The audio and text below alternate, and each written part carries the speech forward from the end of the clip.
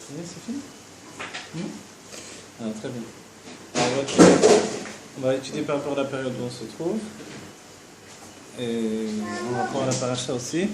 Voilà, nous sommes dans Elul, on est rentré dans Elul. Le Rashi Tevot de Elul, on sait très bien que c'est Ani Dodiv et Dodili. D'après le passouk de Shir HaShirim, Ani Dodiv et Dodili, Aroé Beshushanim. Je suis à mon bien-aimé est à moi. Rashi Tevot, c'est quoi la traduction littérale? Rashi Tevot, les initiales. Les initiales de Elul, du mois de Elul, donc le nom Elul lui-même, c'est Ani Dodiv et Dodili. Je suis à mon bien-aimé est à moi. Et quand on analyse ce passouk, donc ce verset qui vient de Shir HaShirim, évidemment c'est un verset de Chiba ve'Ahava, c'est un verset qui est lié à l'amour entre le peuple juif et Akadosh Baruch Hu. Et c'est vrai qu'on se demande pourquoi le Roé Beshushanim. Le Roé Beshushanim, ça veut dire le berger des roses. Voilà. La question de se dire pourquoi des roses ont besoin d'un berger. Un troupeau a besoin d'un berger, mais a priori, un rosier, on n'a pas besoin d'un berger, là, d'un jardinier. Et ici, le terme est pourtant berger. Et en fait, Shoshanim, d'après les hommes, on apprend que c'est Sheshonim. Sheshonim, c'est-à-dire qui répète, qui étudie. Voilà. Le terme, les chanotes en hébreu, c'est lié au fait d'étudier, c'est répéter. Dans l'étude, on ne peut pas étudier une seule fois, on est obligé de répéter. Et toute la Torah, elle se cristallise à un niveau où il y a des enseignements généraux qui reviennent sans arrêt, on répète ces enseignements généraux, et on les répète toujours à un tel point que les Tanaïm, ce sont les Shanaïm, ceux qui répètent. Donc en fait, répéter c'est essentiel. Répéter pour approfondir. Voilà. Celui qui vient de manière superficielle pense que répéter, c'est répéter toujours la même chose. Celui qui s'approfondit, alors il comprend qu'il s'agit de répéter pour s'approfondir de plus en plus et découvrir des choses nouvelles à chaque fois. Voilà. Donc on reprend les mêmes enseignements, comme par rapport au Chumash, tous les ans on reprend les mêmes enseignements, on les répète à nouveau, mais à chaque fois on s'introduit dans la profondeur de l'enseignement d'une manière encore plus profonde. Voilà. Ani Dodiv et Dodili, ce sont les initiales de Elul, mais ce sont en fait deux périodes. La période de Elul et la période de Rosh Hashanah et Yom Kippourim. C'est-à-dire les 10 jours de Tchouva. Les 10 jours de Tchouva qui commencent à Rosh Hashanah et qui se terminent à Yom Kippour. Ces 10 jours-là, ce sont des jours où la Tchouva est liée aux jours eux-mêmes. C'est-à-dire que les jours de Asarat Yom Tchouva, les 10 jours de Tchouva, 10 jours de repentance, dans la simple traduction, c'est une Tchouva qui est non seulement à proximité, mais les jours eux-mêmes sont gorgés de Tchouva. Et la Tchouva, ce n'est pas quelque chose que l'on rajoute en fait à ces jours-là, mais eux-mêmes les jours portent ce fait-là avec eux. Dans le simple fait que justement ça commence par Rosh Hashanah et que ça se termine à Yom Kippour, on comprend que la Tchouva à Yom Kippour c'est la finalité de tout un édifice qui a commencé à partir de Rosh Hashanah. Et comme chez nous tout édifice de Gdusha est construit de 10 mesures, on comprend bien que la Tchouva c'est ça, c'est construire un être dans 10 mesures. Elle commence pas depuis Elul. En fait, voilà, du moment que Elul, c'est Rashi Tevot, Ani Dodiv et Dodili, on comprend bien que les deux périodes sont incluses, contenues dans Elul. Ani Dodi, c'est je suis à mon bien-aimé, et mon bien-aimé est à moi. Alors, c'est comme l'on dira dans les termes du Zohar, Itaruta del Tata, Itaruta del Lela, ou dans les termes du Harizal, Ma'im Nukvin, Ve'ma'im Nuchim, c'est-à-dire Druchim. Le fait des eaux d'en bas, des eaux d'en haut, l'éveil d'en bas, l'éveil d'en haut. C'est-à-dire qu'il y a toujours un éveil d'en bas, un travail personnel, auquel répondra un éveil d'en haut, c'est-à-dire une réponse de Dieu qui est un bienfait que Dieu va nous accorder. Et les deux vont se construire en fait de manière simultanée, si bien qu'il ne peut pas y avoir d'éveil d'en bas sans qu'il y ait auparavant un éveil d'en haut. Et il ne peut pas y avoir d'éveil d'en haut sans qu'il y ait auparavant d'éveil d'en bas. Comment ça se On va passe? dire comment c'est possible et par où ça commence. L'explication, c'est qu'il y a d'abord un éveil d'en haut caché qui va donner un éveil d'en bas dévoilé, lequel va entraîner un éveil d'en haut dévoilé. C'est-à-dire que de nous-mêmes, on n'aurait jamais les forces de faire ce qu'il faut pour recevoir l'influence divine. On a besoin d'avoir de Dieu lui-même cette donnée de force, de puissance, de possibilité, qui fait que je vais actionner la machine de la tchouva. Et la tchouva, c'est revenir. Tashuv revient au et du nom de Dieu. Le et, il y a deux et dans le nom de Dieu, donc c'est pour ça qu'il y a deux niveaux de tchouva. Tchouva tata, tchouva il a la tchouva inférieure, qui est liée à la malchut, la royauté, laquelle correspond à l'action. Aïkar ou Amassé, l'essentiel c'est l'action. Et la tchouva ilaha, qui est liée à la pensée, plus précisément à l'intellect. La tchouva ilaha elle-même, elle est actionnée pour entraîner le juif vers la phase du nishma de la Torah. La Torah elle-même, elle est actionnée en deux parties, Naaseh, qui est reliée évidemment de manière naturelle à la tchouva tata, la tchouva inférieure. Donc il s'agit de faire la volonté de Dieu dans l'action concrètement. C'est pour ça que le Zohar, qui est le livre le moins matériel que l'on connaisse, on va dire, le moins lié au pshat et au sens simple des choses, nous dit pourtant que Eikar ou Amaaseh. Parce que compte tenu qu'il nous donne tellement de choses qui nous font décoller de la matière du monde, il nous rappelle que l'essentiel c'est d'accomplir la Torah et les mitzvot de manière concrète. Et c'est pour ça que ensuite, une fois qu'on les a accomplis, comme un commencement de notre être, Naaseh, alors on doit accéder au Nishma et nous comprendrons. Ces deux sujets, on va dire, mais c'est relié plus précisément à la période de Matan Torah, plus qu'à la période de Elul, de Rosh Hashanah et Yom Kippourim. Mais dans les kavanot, dans les intentions et dans les études de Kabbalah d'après le Arizal et d'après le Zohar, on découvrira que Rosh Hashanah est très semblable à Shavuot dans les intentions mystiques. Parce que finalement, l'un et l'autre de ces deux moments de notre vie fonctionnent avec le fait de l'attachement à Dieu dans une soumission totale.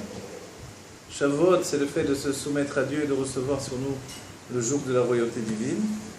Et Rosh Hashanah, c'est la même chose également. Se soumettre au roi et recevoir le joug de la royauté divine. L'un comme l'autre est axé sur le fait que s'il n'y a pas cette préparation, il n'y a pas non plus de Torah. Parce que tant que je n'ai pas reçu la soumission à Dieu, alors je n'ai pas encore de mitzvot. Puisqu'il faut un roi pour nous donner les mitzvot des ordonnances. Dans les deux cas, on voit que c'est la même structure. Le juif met en avant ce qui s'appelle Mipnei sheikdimu naaseh lenishma. Parce qu'ils ont devancé naaseh lenishma. Deux nishma. Parce qu'on a fait devancer, on a devancé dans notre être le fait de nous ferons, ensuite on arrive à nous comprendrons. En fait, c'est grâce à ça que Dieu se donne entièrement à nous. C'est-à-dire, Dieu désire voir que notre être est totalement soumis de manière naturelle, instinctive, et on va dire d'une manière tmima, avec une candeur de juif. Une candeur, on apprend dans le terme qui est rapporté à Yaakov Avinu, il était ce qui s'appelle Ishtam Yoshev Ohalim. Yaakov Avinu, comparativement à son frère, il est appelé Ishtam, un homme intègre, Yoshev Ohalim, qui est assis dans les tentes de la Torah. On va dire qu'est-ce que c'est intègre, c'est quoi la tmimout. Le Rashi nous rapportera sur le fait de la mitzvah de Tamim Tiye Machem Elokecha. Tu seras intègre avec l'Éternel ton Dieu. Le Rashi nous dit qu'en fait, cette mitzvah-là, c'est de ne pas chercher à savoir le futur. Je ne vais pas chercher à savoir ce qui va advenir de moi dans le futur. Je vais servir Dieu immédiatement de manière intègre. Ça, c'est la nature de Yaakov Avinu. Ça se cristallise dans l'enseignement du Baal Shem Tov de vivre intensément l'instant présent. Lorsque je vis intensément l'instant présent, alors je m'attache au fait d'être avec Dieu dans tout ce que je vis. Quand je suis avec Dieu dans tout ce que je vis, alors je sais que Dieu n'a pas de sortie de cette existence dans laquelle on se trouve. Il a fait ça pendant un mois. Il a fait ça toute sa vie en réalité, même s'il était Yoshev. C'est-à-dire qu'il est écrit au Shorbecha ou Kumecha. En vous couchant et en te couchant et en te levant. Et le fait d'étudier la Torah en se couchant et en se levant, c'est que dans notre vie, il y a deux périodes toujours. Il y a la période où on est couché et la période où on se lève. Alors il faut entendre que les deux périodes, qu'est-ce que c'est exactement? Est-ce que se coucher, c'est être justement en dehors du monde? Et se lever, est-ce que c'est rentrer dans le monde? Ou est-ce que se lever, c'est être debout pour l'étude de la Torah? Et se coucher, c'est quand on va vers le monde. On verra que Yaakov Avinu, il n'a pas dormi. pendant toutes les 14 ans qu'il a passé à étudier la Torah dans les temples de Shem et Ever, du grand-père et du petit-fils. Et dès qu'il est sorti sur le chemin, il s'est endormi. Et ça, nous ont dit, il s'est endormi, c'est là où il a mis une pierre sur sa tête. Et il y a eu l'échelle de Yaakov, il y a eu, on va dire, un tzimtzum de tous les endroits de Gdusha de la terre. Et il a réalisé que finalement, l'âme, elle contenait le lieu, l'espace, le temps, toutes les notions qui vont venir par la suite. Et de là, il a pu donner naissance aux enfants d'Israël en dehors d'Israël. Cette notion-là, on voit que finalement, pour lui, d'être levé, c'était d'être levé pour la Torah. De se coucher, c'est se coucher en allant vers le monde. Dans notre vie, il y a toujours les deux aspects. Oui, c'est-à-dire qu'il est dit aussi dans le premier des Télim, Vaya ke'et shatul al palgemaim, asher pirio iten veito. Et il est comme un arbre qui est sur la berge des eaux, mais son fruit le donnera dans son temps. C'est-à-dire le fruit de l'arbre c'est l'homme qui étudie la Torah. Le ilan c'est l'homme, c'est chacun d'entre nous, on est considéré un arbre des champs. Et le fruit qui vient de la Torah, on le donne dans notre temps. C'est-à-dire dans le temps, beito, lorsque l'on est prêt à donner un fruit, on va donner ce fruit. Le fait de donner ce fruit, c'est de donner la Torah qui a mûri en nous, qui s'est préparée, qui est passée par une expérience humaine. Toute expérience humaine va grandir la Torah. On dit En chacham kebal anisayon. Il n'y a de sage que celui qui a passé les épreuves. C'est pour ça que ce monde est un monde d'épreuves et à la fin des temps, aujourd'hui même, au commencement déjà de Yemot HaMashiach, des jours du Mashiach, on est confronté à la période des épreuves. Et les épreuves au quotidien, c'est ce qui nous fait grandir. Les épreuves n'ont pas besoin d'être effectives, elles peuvent être une épreuve de jugement également, simplement. L'étude, il y en a qui veulent que étudier et il y en a qui veulent que travailler.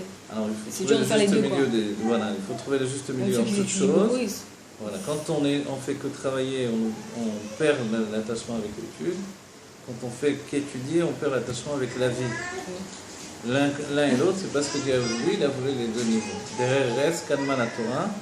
Le chemin de la terre a précédé la Torah. Le chemin de la terre, c'est aussi les bonnes manières.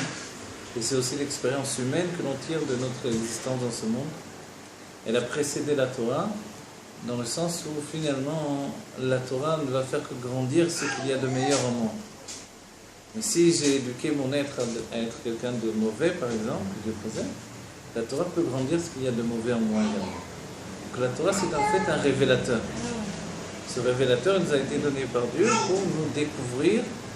Et compte tenu que l'on connaît notre nature, alors on peut travailler à s'améliorer. Il y a ce que je donne et ce que je prends. Ce que je donne doit être toujours au maximum de mes possibilités, parce que ça n'engage pas que moi-même. Ce que je prends, c'est toujours lié à mes responsabilités personnelles. Et l'un et l'autre, alors, vont nous grandir. On va grandir dans cette situation-là. Et c'est lié évidemment avec la notion de Naaseh Venishma. Le Naaseh, finalement, il atteint le moment où il est comme un moment où il se couche pour que se lève le Nishma. C'est-à-dire que ce n'est pas parce qu'on va commencer à comprendre, à étudier la Torah de manière profonde, que l'on va arrêter de travailler, de servir Dieu dans l'action.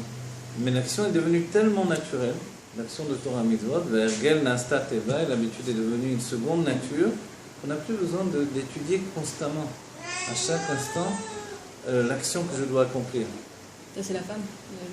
La femme ou l'homme, dans les deux cas. Dans la Géoula, par exemple, il est dit que, a priori, les mitzvot vont s'annuler. De la même manière, il est dit qu'on n'étudierait plus le niglé de la Torah. Le Tanya nous dit que seulement le Reb Rav va continuer d'étudier la Gemara et les halachot. Et le peuple juif n'étudiera plus la Gemara et les halachot. Et pourquoi ? Parce que la Gemara est liée au bureau du monde. Le fait de clarifier le monde dans sa situation de porteur de divinité, d'étincelles divines. Donc, il fallait purifier le monde, le clarifier, élever les étincelles divines, leur donner de retrouver leur source divine. Ce travail a été terminé aujourd'hui. Et évidemment, on entend par là qu'on ne doit plus uniquement mettre sa tête dans le niglé de la Torah, dans la Torah dévoilée, mais on doit, d'un certain point de vue, essentiellement mettre sa tête dans la Pnimiut Torah, l'intériorité de la Torah. Parce que la Torah, même dans le Nishma, il y a le Naaseh et Nishma de la Torah. Étudier, au-delà de faire l'action de la Torah, qui pourrait être juste de savoir comment j'exécute la Torah, il y a aussi le fait d'étudier dans un niveau supérieur. Et d'étudier dans un niveau supérieur, c'est aussi le Naaseh. Nous ferons du Nishma lui-même, qui est abandonné pour commencer le second niveau, le Nishma du Nishma. Je ne sais pas si vous comprenez, il y a Naaseh ve Nishma, et après il y a le Naaseh ve Nishma du Naaseh, et après il y a le Naaseh ve Nishma du Nishma. Et on ne peut pas faire quelque chose si on ne l'a pas compris, ou on est obligé de faire pour... Non, alors c'est pour ça qu'on a dit on le fait sans comprendre.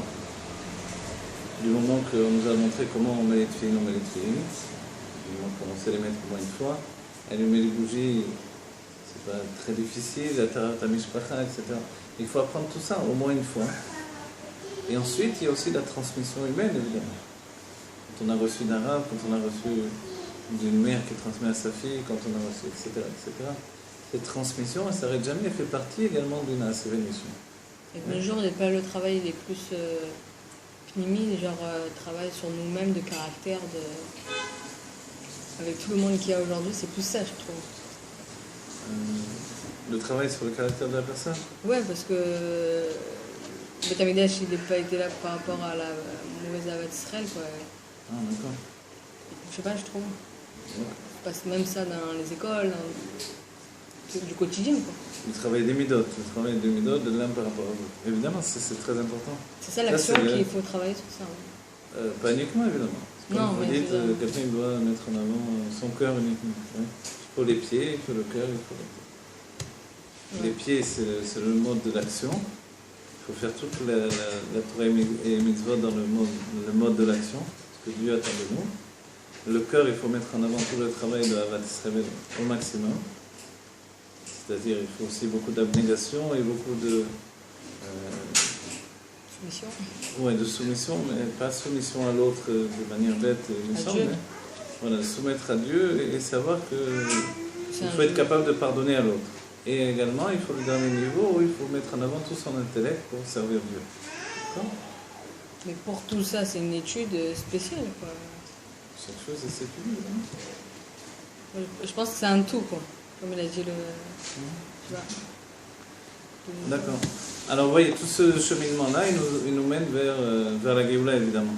Dans la situation où on est aujourd'hui, on se retrouve à Elul, et Elul, lui, nous donne de comprendre que ma relation avec Dieu, c'est une relation amoureuse, une relation d'affection et d'amour, et non pas une relation uniquement de maître au serviteur. Et là, on n'oublie pas que Dieu, c'est aussi notre Père, et par rapport à un Père, on a un amour profond. Même si à Rosh Hashanah va se dévoiler l'aspect du roi, qui lui est lié au sujet de l'autorité. Et c'est pour ça que cette paracha, elle se retrouve dans Elul, le fait des shoftim et shotrim. Les shoftim qui sont les juges, qui font état de l'autorité, qui est la personne du roi, et les shotrim qui sont les policiers qui vont exécuter cette autorité du roi. Donc le jugement doit être mis en place. Mais quand de nous-mêmes on a pris sur nous le joug de la royauté divine, on n'a plus besoin, comme le Rabbi le définit, d'avoir de policiers derrière nous. Et comme dans la Géoula, en fait, les mitzvot s'annulent dans le sens où elles vont être tellement calquées à notre corps, elles vont être tellement collées à notre personnalité, qu'on n'aura ni besoin de les étudier, ni besoin de se rappeler qu'il faut les accomplir. On fera les mitzvot comme on se gratte la tête, ça va être tellement naturel. Et d'un autre côté, on va être totalement libre pour le nishma de la Torah, dans le niveau le plus profond du nishma, le niveau de Torah Chadasham et Titetse. De rentrer dans une Torah nouvelle qui sort de Dieu, et laquelle Torah, on a commencé à l'étudier aujourd'hui par la Chassidut, on atteindra un niveau sans comparaison, même dans la Géoula, par rapport à cette étude de la Chassidut, puisqu'à ce moment-là, notre esprit sera en fonction de la Torah qu'il va étudier. La profondeur sera tellement grande qu'on va atteindre le niveau de dépassement absolu de l'être. Sous-entendu également par rapport à la fusion avec Dieu, qui est Aya Ove Veye, et dans la notion temporelle du règne de Dieu. C'est-à-dire qu'aujourd'hui on vit dans l'instant présent, c'est une bonne chose. Le passé est derrière nous et le futur est l'inconnu. Dans la Géoula, on vivra avec ces trois notions, ces trois dimensions confondues dans notre personne. On pourrait être dans le passé, le présent, le futur, et être au-delà de ces trois niveaux totalement confondus avec Dieu. Comment le passé? Le passé, le Rabbi nous dit qu'on pourra faire un petit coup les mafréas de notre passé, c'est-à-dire qu'on pourra réparer tout le passé que l'on a vécu auparavant pendant la période de l'exil. Parce qu'arrivé au moment de la Géoula, tout va atteindre sa perfection. Le passé est comme l'enfant de notre vie, le présent est comme l'adolescent, et l'adulte, lui, c'est le monde futur. Dans la Géoula, il faudra que ces trois fusionnent pour que l'un et l'autre grandissent. C'est-à-dire que quand on a passé des moments de notre vie qui ne sont pas au niveau de la Géoula que l'on va vivre, dans toutes les vies passées, alors on aura besoin de leur donner d'accéder à la perfection de la Géoula. Et ça, le Rabbi nous dit qu'on fera ce travail-là au moment de la Géoula, pour reprendre tout notre passé de Galout et l'élever au niveau de la Géoula. C'est pas maintenant là? Quoi? C'est pas maintenant le travail qu'on est en train de faire pour réparer, pour arriver à ce niveau-là? Non, c'est pas encore maintenant. Ce que l'on vit maintenant, c'est des balbutiements, c'est rien du tout. C'est rien du tout. C'est rien du tout. Aujourd'hui, ce que l'on vit, c'est rien. Puisqu'on n'est pas en possession de notre cerveau. On n'est pas en possession de nos sens profondément. Dans la Géoula, on aura retrouvé la perfection d'Adam Arishon, on l'aura dépassé.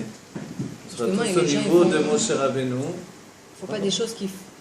Justement, les gens ils font des choses qui ne sont pas maîtres de Mais qui vous parlez des gens? Le monde est rempli de Mochin de Katnou. Le monde, c'est des gens avec des petites têtes minuscules, tout le monde est petit, tout le monde est enfermé dans la matière. Ça n'a rien à voir avec la Géoula. La Géoula, c'est chacun sera totalement libéré. Libéré de l'emprisonnement de son être, de ses sentiments. Le cerveau va commencer à fonctionner de manière totale. Mais je trouve que les gens ils cherchent ça, c'est pour ça qu'il y a tous les divorces. Ils cherchent ça par rapport à... Oui, divorce, oui, mais on cherche ça. D'accord, très bien. Quelque part on le cherche, donc en fait ce travail il est en train de se faire. Ce que je voulais vous dire, non, il ne se fait pas. Pourquoi? Parce que vous ne pouvez pas le faire du moment, vous n'avez pas le niveau de le faire. C'est comme si on demande à un enfant qui vient de naître d'étudier la Gemara. C'est possible?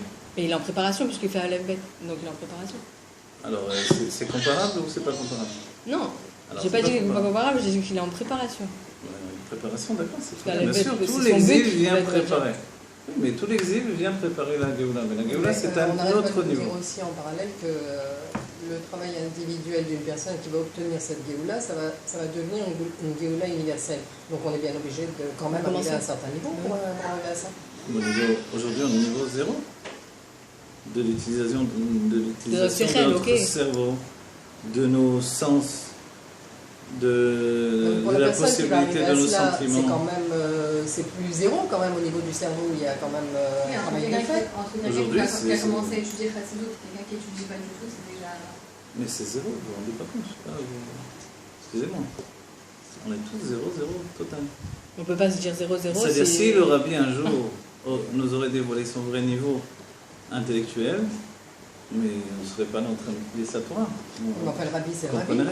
Mais on va tous atteindre le niveau du Rabbi dans la Géoula. Oui, voilà, non, mais d'accord, mais déjà le simple fait d'étudier. Mais c'est bien. Mais regardez, moi je ne viens pas vous dire que vous êtes nul aujourd'hui. Je dis que par rapport à ce que vous serez dans la Géoula, aujourd'hui vous êtes totalement nul. Vous comprenez? D'accord, comparativement à la Géoula.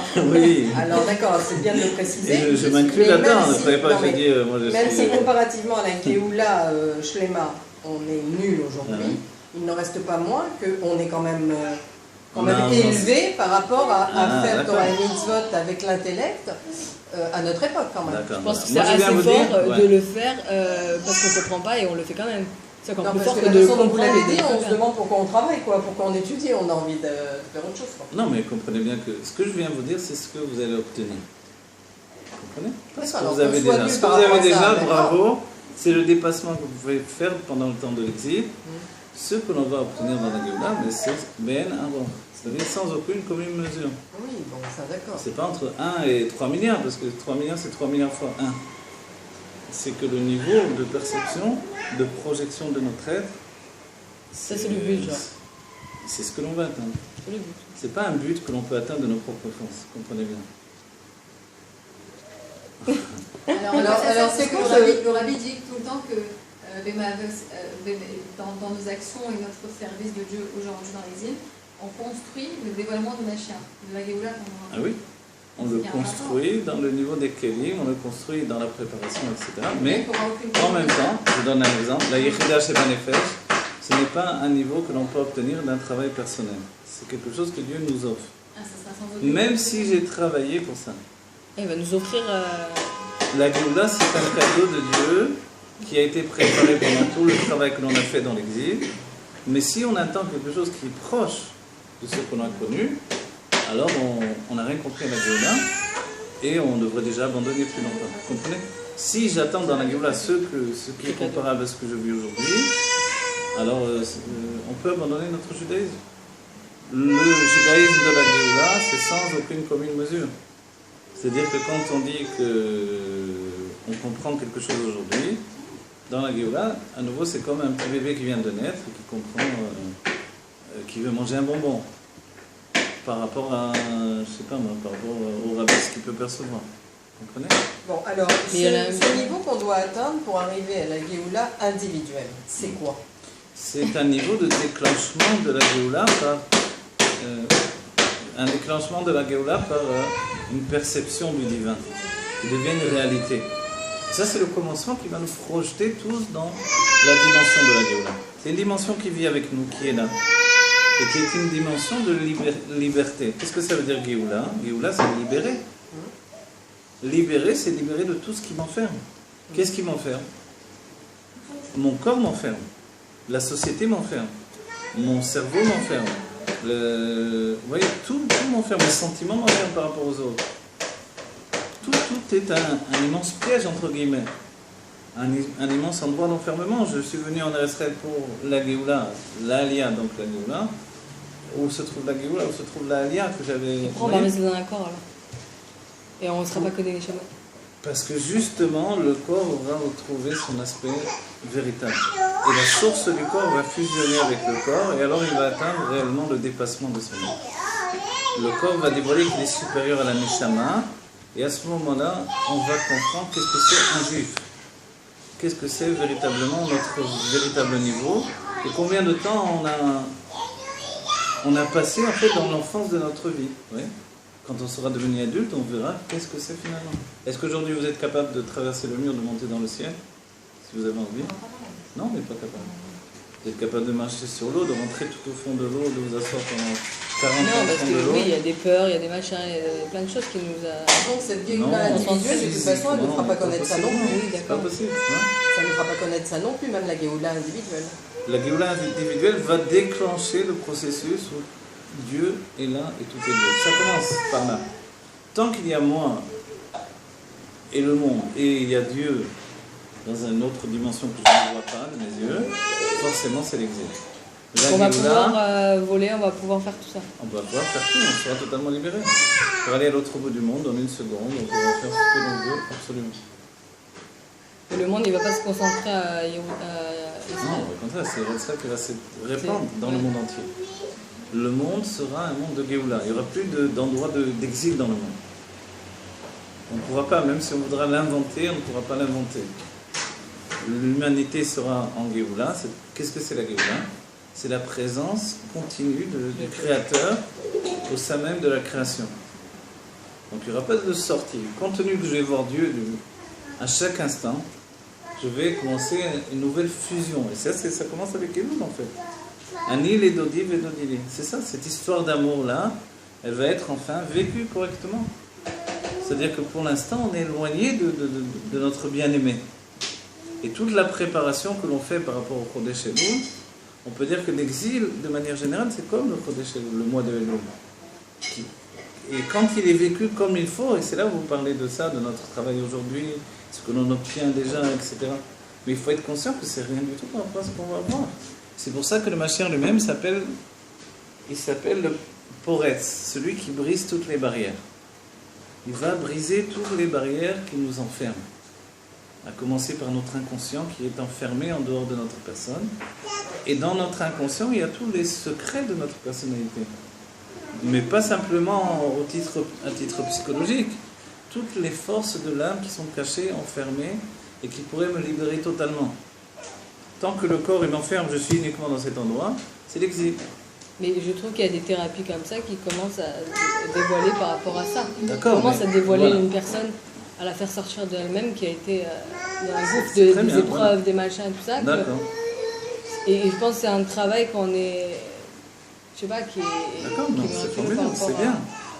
C'est bien, voilà, mais c'est pas encore Donc on a encore des années alors. la réponse qui vient d'en haut. encore. On a encore des années à travailler sur ça pour avoir Non, Mashiach. j'ai pas dit ça du tout, justement. Justement, ce que je viens vous dire, c'est n'attendez pas que votre travail Se fasse. grandisse et atteigne un niveau de Géoula.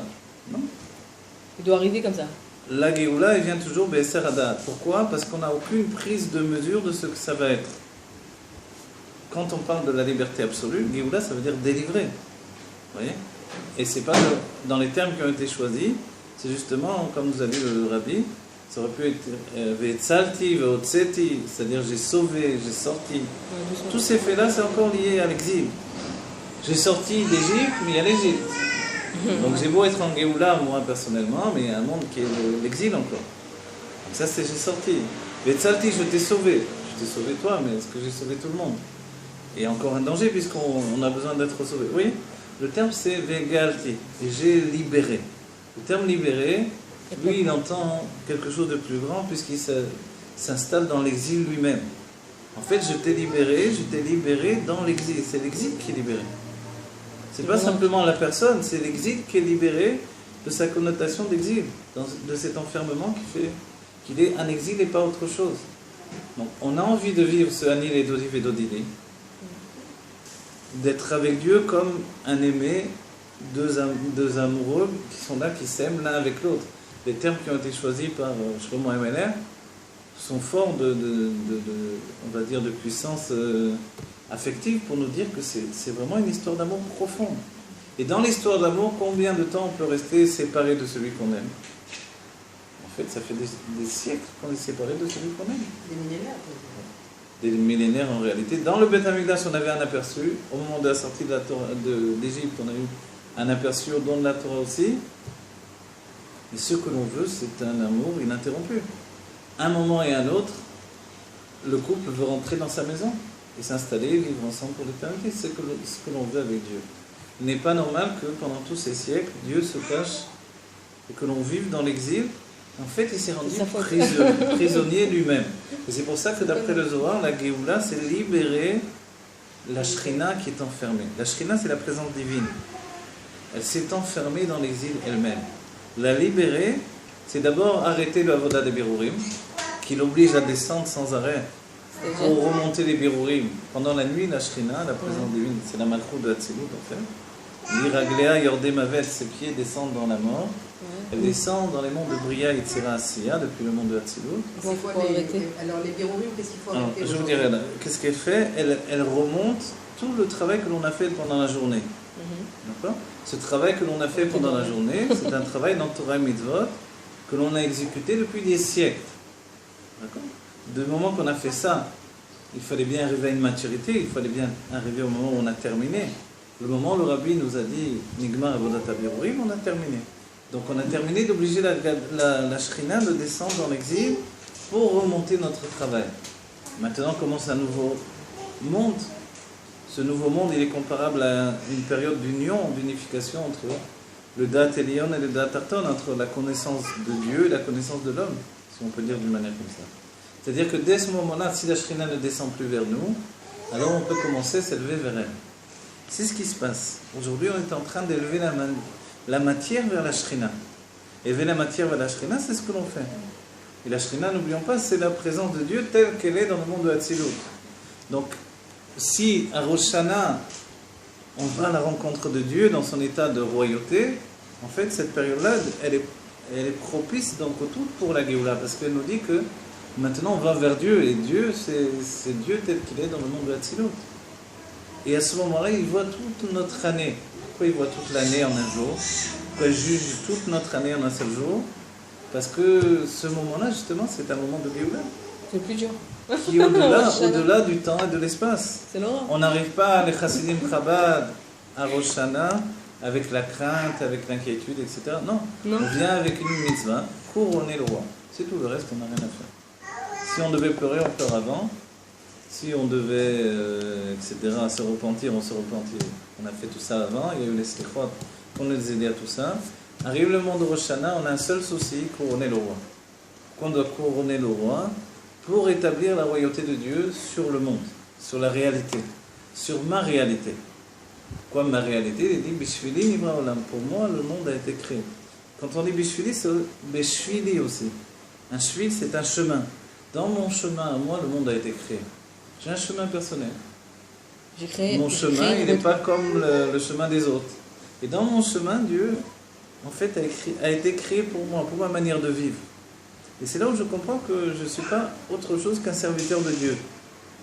Et c'est pour ça que Dieu se trouve dans les champs au moment de Elul.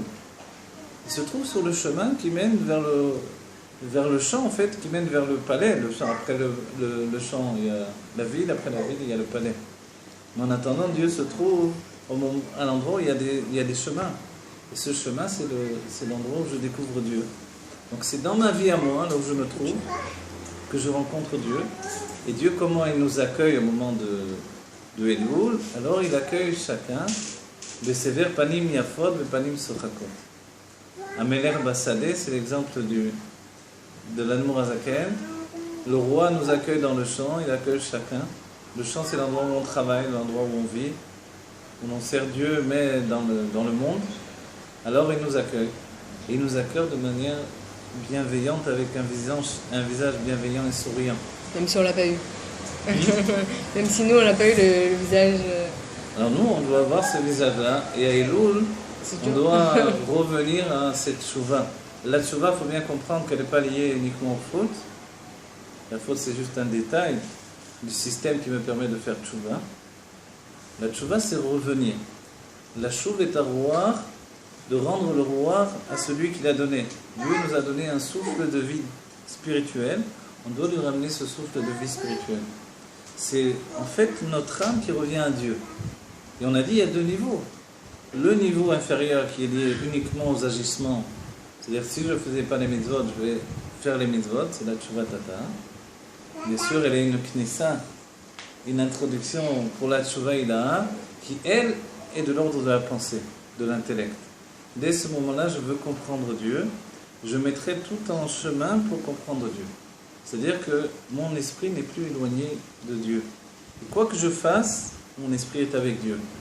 Même si je plante un clou, même si je fais la vaisselle, même si je garde les enfants. Avec ça seulement, on peut arriver à la Géoula individuelle? Quand tout ça c'est approfondi par l'étude de la Chassidut, on peut effectivement arriver à une Géoula personnelle qui va entraîner la Géoula collective de tout le peuple juif.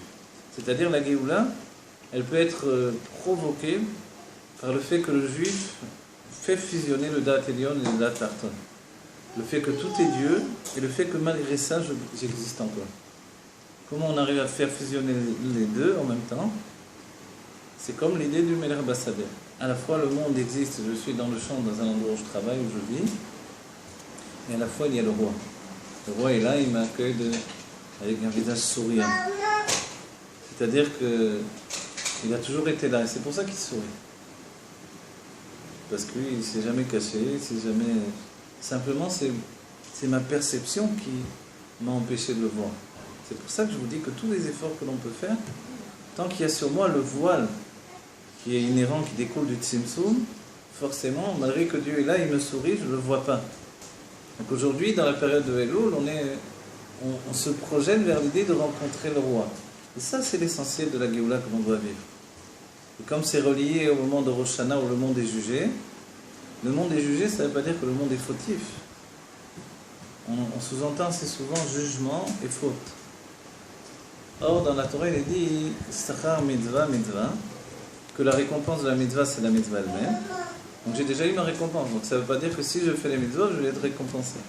Puisque la récompense, c'est la mitzvah. Alors, qu'est-ce que j'attends de...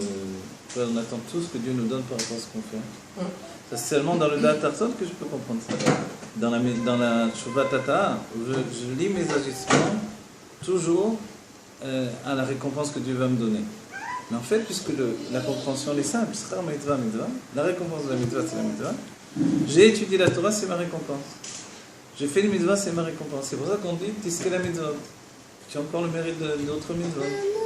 Et qu'on ne pense pas à me donner une récompense en retour. Alors, de quoi je vis, de quoi je me nourris de manière... Tu remplis mon paquet, on va dire. Dieu. En fait, Dieu nous donne tout le temps. Indépendamment de Torah et mitzvot. Je Et la remplis mon Torah... paquet. Si je fais plus de mitzvot, je remplis. Non. La Torah et les mitzvot, c'est un moyen de faire des kelim pour recevoir ce que Dieu nous donne de toutes les manières. Et c'est pour ça que la mitzvah elle-même, c'est une récompense. C'est un cli, c'est un réceptacle dans lequel Dieu va faire rentrer les bénédictions qu'il me donne. Mais le réceptacle, on ne va pas dire que c'est le moyen d'obtenir les choses, parce que Dieu donne de toutes les manières. Vous voyez ? Dans la Chassidut Rabat, on dira que le Rabbi nous fait que toutes les brachot que l'on doit recevoir s'épanchent vers nous, et on nous demande juste de faire un avoda pour recevoir. Ça a toujours été comme ça dans la Chassidut Rabat. Vous voyez ? C'est-à-dire faire le travail pour recevoir. Donc en fait, c'est pas juste j'ai exécuté, donc j'attends que Dieu me donne. Et c'est pour ça dans la Pirkei Avot, on nous dit Altier, ne sois pas comme les Avadim, qui servent leur maître, Almenat les Kabel Pras, de manière à recevoir une récompense. Non, je ne travaille pas pour recevoir une récompense.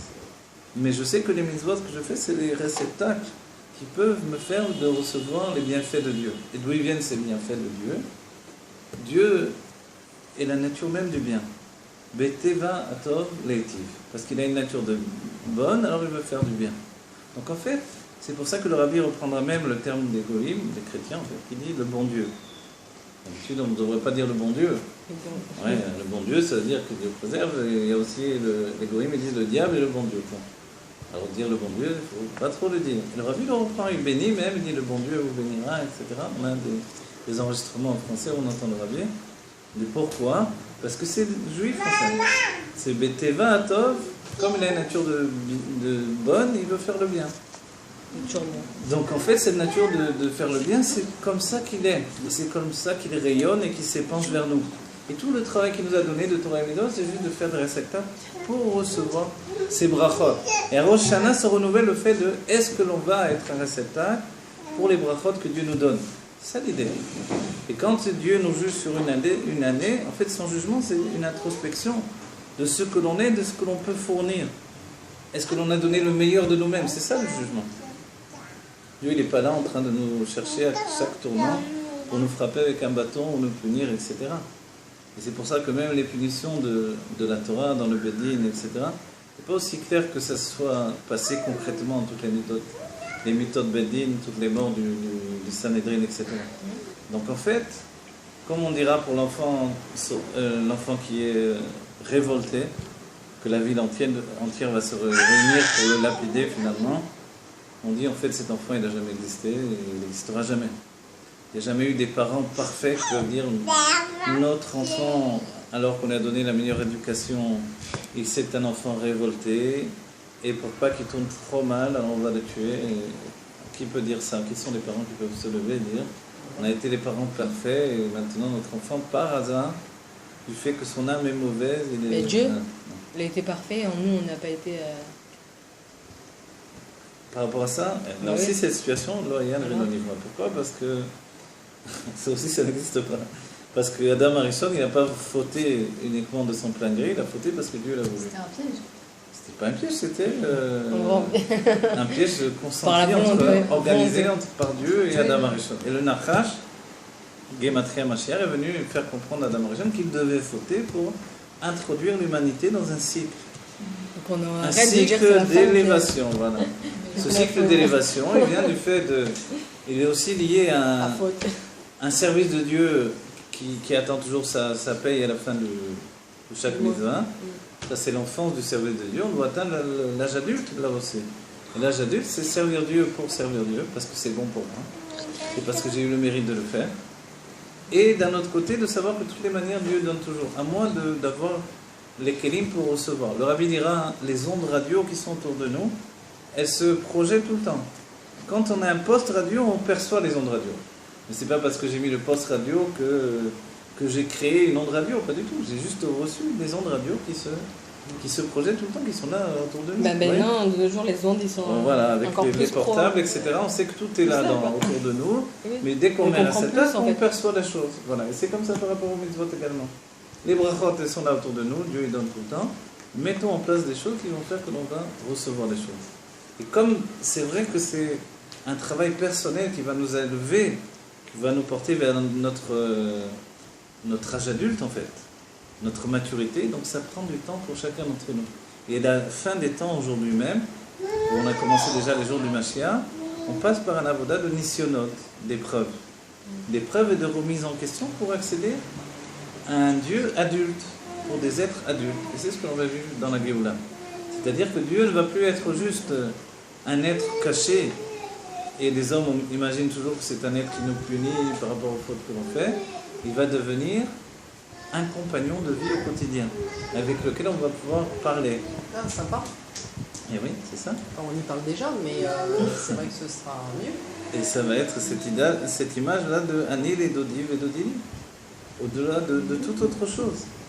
Si on dit Vedodili, et mon bien-aimé est à moi, vous voyez que ça ne correspond pas à l'image que l'on a de Rosh Hashanah.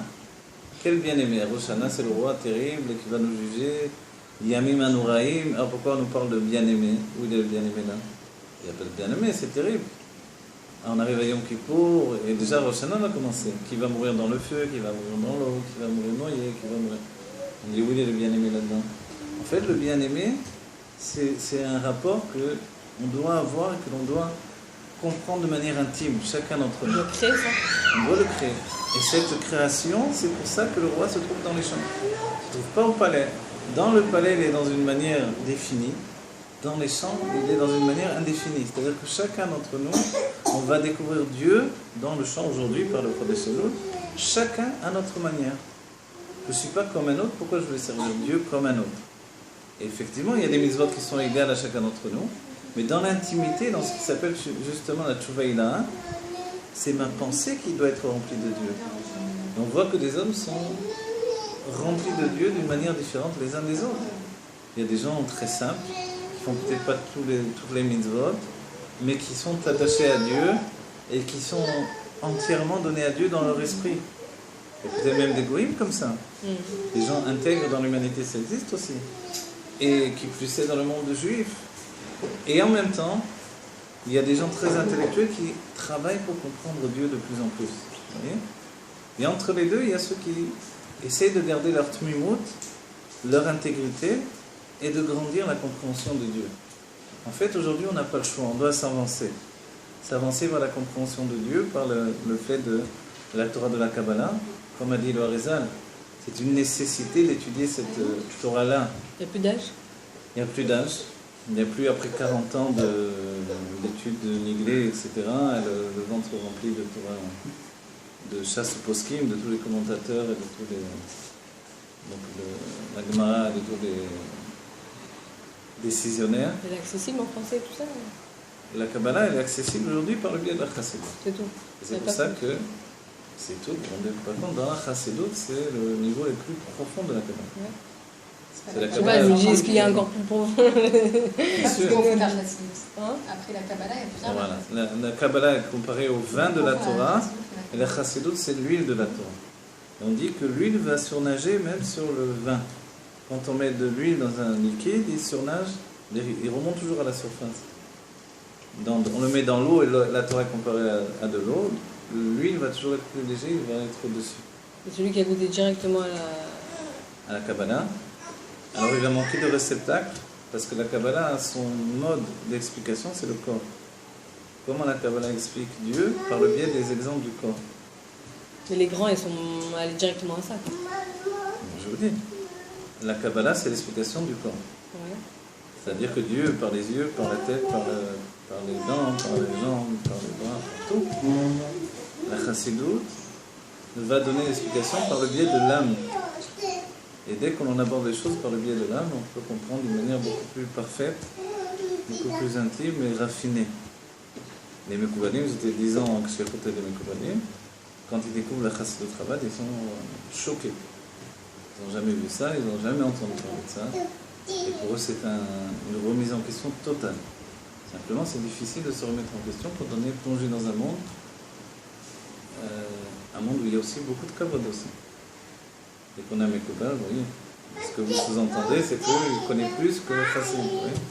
Et pourtant, quand on a étudié la Chassidut, en particulier les écrits du Rabbi Rachab, on connaît bien plus que les Mekubalim. Non, je pensais qu'il y avait un livre comme ça, que le Rabbi a mélangé les deux. Non, Enfin, c'est pas comme ça. Il a fait le travail mâché pour nous, quoi. La Chassidut utilise le langage, la Chassidut Chabad, le langage de la Kabbalah du Harizal. Donc on avait besoin de la Kabbalah pour arriver à l'explication de la Chassidut. Mais la Chassidut elle-même, la notion que le Rabbi va donner, il expliquera que la Kabbalah c'est comment l'homme voit Dieu, et la Chassidut c'est comment Dieu voit l'homme. Et ça change tout. Vous avez compris? Comment Dieu voit l'homme, tout à coup on n'est plus un petit misérable en bas qui essaie de s'attacher à un Dieu qui est inaccessible. De toute façon, je vais rester toujours loin de lui, je suis toujours en train de faire des tikkunim pour réparer, etc. Dans la Chassidut, c'est une autre dimension. Mon âme, c'est Dieu. Puisque mon âme, c'est Dieu, ces enseignements sont dans la Kabbalah aussi. Et dans la Chassidut, on commence avec ça. Vous voyez, c'est le début d'Italien. Puisque mon âme, c'est un chelek lokam imal, mamage dans le corps, alors ça change tout. C'est-à-dire que chaque juif, c'est un joyau précieux, une pierre précieuse. C'est plus la poubelle que l'on a vue jusqu'à présent. Dans les textes et dans le... Vous voyez, hein, c'est une autre dimension. Et dans la notion de Kabbalah, où on a toujours l'impression d'être à la traîne, éloigné, misérable, tout à coup, je me tourne vers Dieu d'une manière différente. Cette différence, elle peut être considérée à Rosh Hashanah par l'image de Ke'avadim ou Ke'banim. On est comme des serviteurs de Dieu ou on est comme des enfants. Le fait de mettre en avant le fait d'être comme les enfants de Dieu, c'est aussi la pénétration dans la Tchouva Ilaha. La Tchouva Ilaha, c'est que de toute façon, mon cas est trop difficile pour simplement être guéri avec un médicament habituel. Des akamot, ça ne va pas me guérir du tout. Alors, j'ai besoin d'une troufa beaucoup plus grande, d'un médicament beaucoup plus grand, beaucoup plus puissant. Et ce médicament, c'est la Chassidut. Et à l'époque du Maggid, déjà, ça a commencé par le Baal Shem Tov, à l'époque du Maggid, il y a eu des kitrugim, des accusations. Comment on se permet d'enseigner cette Torah-là au peuple juif?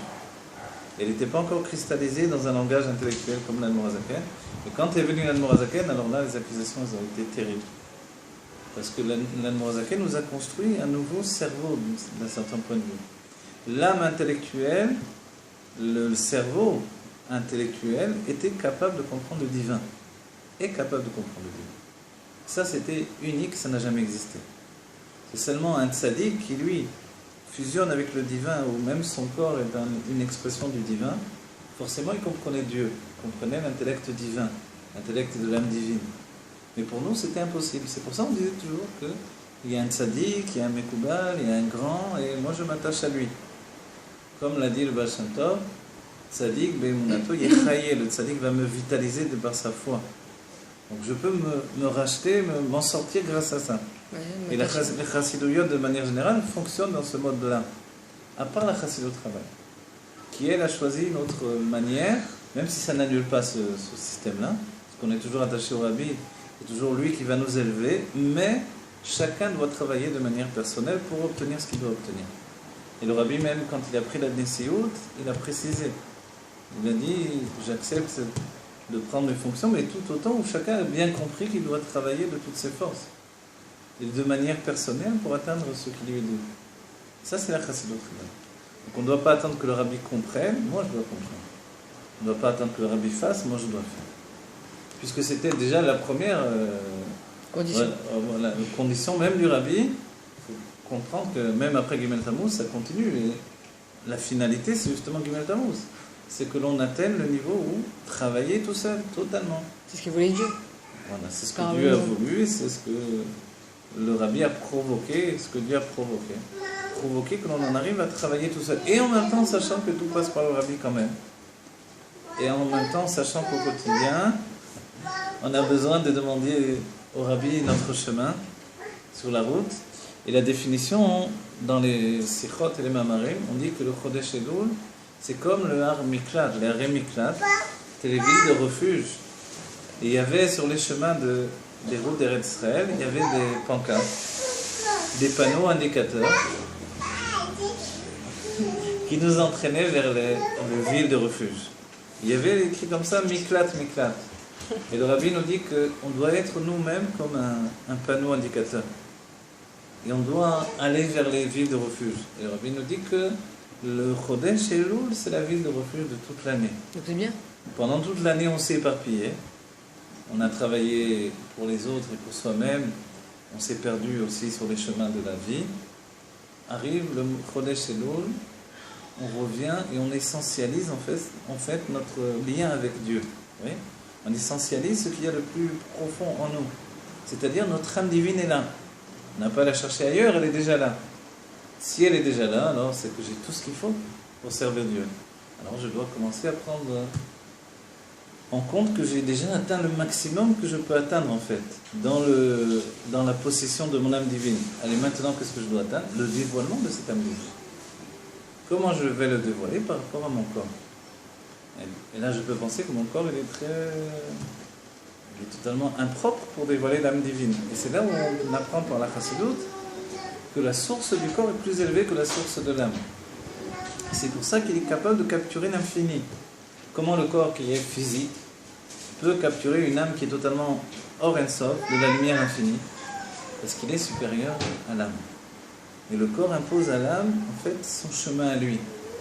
Je dois comprendre que le corps, au lieu de m'empêcher de servir l'âme, il est là pour m'aider à servir l'âme. Le rabbi rapportera assez souvent le fait que celui qui est faible dira car je suis fort.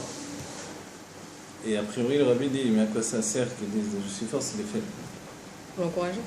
En fait, il dit parce qu'il y a des forces dévoilées. Et dans les forces dévoilées, effectivement, il est faible. Quand on est épuisé, on est épuisé.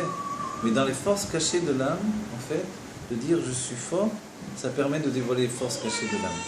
Donc en fait, on est qu'au commencement de ce qui est possible en nous. Quand on dit que dans la Géoula, ça va être Ben Aror, sans aucune comparaison, c'est parce qu'on va vivre au quotidien avec les forces cachées de l'âme, qui ne seront plus cachées.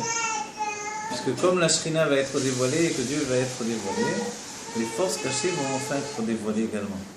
Et à ce moment-là, on ne pourra que monter de niveau en niveau dans la proximité avec Dieu, mais également dans mon épanouissement. Pour l'instant, on s'épanouit à vitesse de la tortue ou de l'escargot. Dans la Géoula, ça va être à la vitesse de la lumière, si on peut dire, sans aucune comparaison. Donc on va s'épanouir de manière absolue. On sera au-delà du monde, au-dessus du monde. On sera dans les mondes divins en même temps que ce monde matériel. On vivra avec les anges, avec les âmes de tous les temps passés. On pourra repartir dans le passé, dans le futur, se projeter dans tous les niveaux. On pourra être dans plusieurs endroits à la fois. On pourra enfin étudier toute la Torah et comprendre toute la Torah. On pourra discuter avec Dieu, parler avec Dieu, parler avec les animaux. Et comment on pourra avoir des enfants et en même temps étudier? On pourra avoir des enfants et étudier, on pourra tout faire. Parce que les enfants dans la Géoula seront des enfants de Géoula. Les enfants de la Géoula n'auront pas besoin qu'on les trouponne, qu'on leur change la couche, etc. C'est vrai qu'on va coucher plusieurs enfants de nos jours. Oui. 7 enfants. Mais tous les jours ou 7 en tout? Tous les jours. Tous les 9 heures. Comment tu peux étudier? Et l'enfant va être... il va venir immédiatement. C'est-à-dire après l'union entre un homme et une femme, l'enfant va venir immédiatement. 19 heures, non? Et la conception, ça doit être déjà l'instant de la naissance, puisqu'il n'y a pas besoin des 9 mois de préparation. Le rabbi nous dit que ces 9 mois, c'est pour que l'âme descende dans tous les mondes de la séparation, de Bria, Yetzira, Asiya, pour arriver dans le monde de la mer. C'est-à-dire que c'est une préparation. Et nous, on a une préparation enceinte à faire aussi. Pendant la grossesse, on a une préparation aussi à faire. Bien sûr, la femme se prépare aussi bien que l'enfant se prépare. Et pourquoi ça prend 9 mois? Le rabbi dit clairement. Pour que l'âme descende dans tous les mondes de la séparation, Bria et Tzirasia. Elle est mitakevet, l'âme s'attarde dans un monde, le monde qui lui est attribué. Si elle est une âme intellectuelle dans le monde de Bria, si elle est une âme sentimentale, mais également intellectuelle dans le monde de Tzira, si elle est une âme liée au monde, à l'action, dans le monde de l'Asiya, donc spirituel de l'Asiya, là-bas elle va s'arrêter plus que dans les autres mondes, mais elle va passer par tous les mondes. Voilà. À part les tzadikim, les plus élevés dont il est dit, chez Nikra Alehem Apargod, qui vont simplement traverser le monde. qui ne vont pas s'habiller dans les mondes, qui viennent dans ce monde et qui restent toujours dans le monde de Hatzilut en réalité. On va continuer à leur donner des prénoms et tout, parce que attends, si on en a tous les jours comme ça, 7... On peut plus savoir. On verra directement leur prénom, on va attribuer à chacun le prénom qui lui correspond. Mais on aura tous les mêmes alors. On aura tous les mêmes parce que... Non, au contraire, on verra. Sachez qu'on ne connaît pas du tout l'hébreu de la Géoula, quoi.